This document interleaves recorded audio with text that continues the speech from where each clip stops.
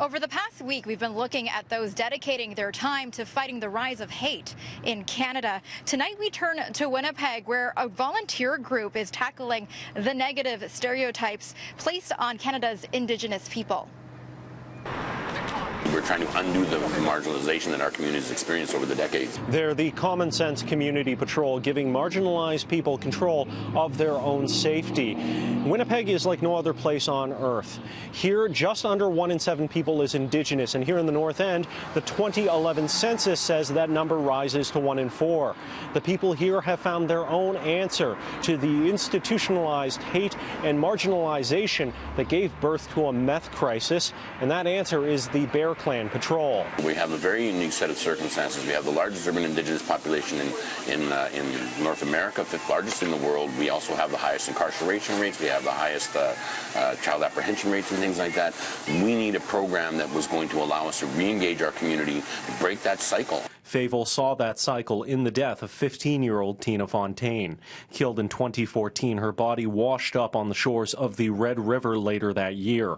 Her murder and the acquittal of a man charged with Fontaine's killing became a flashpoint for Canada's conversation about the thousands of missing and murdered Indigenous women and girls. At the time of her death, Fontaine was in the care of Child and Family Services, and police say she had been found working in the sex trade at least once. Favel says that kind of story is far too common in the North End, where women are often preyed upon by Johns coming from outside the community. It's not just Indigenous women. At this point, I don't know that there's a woman in our community that doesn't have a story about that.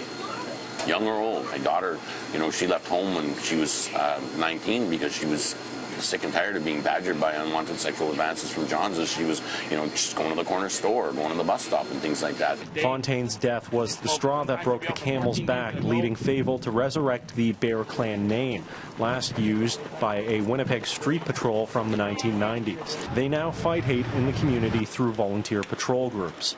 5 nights a week, they let people know there's somebody watching out for them, an option that's not the police. And in the wake of an unprecedented meth crisis, the Bear Clan fills in the gaps, picking up tens of thousands of used needles. We're not trying to replace the police so much as we are trying to reduce the need for their service.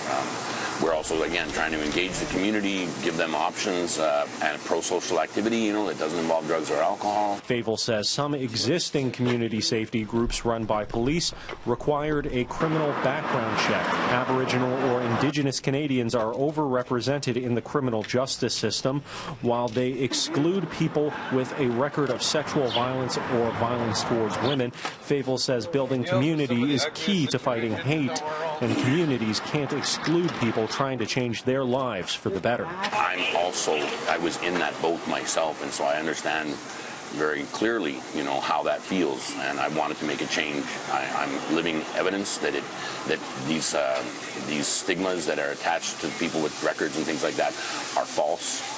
We can become viable members of society once again, and I wanted to make that clear.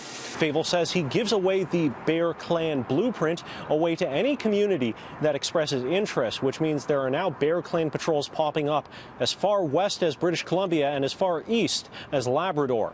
In Winnipeg, Xiao Li, City News.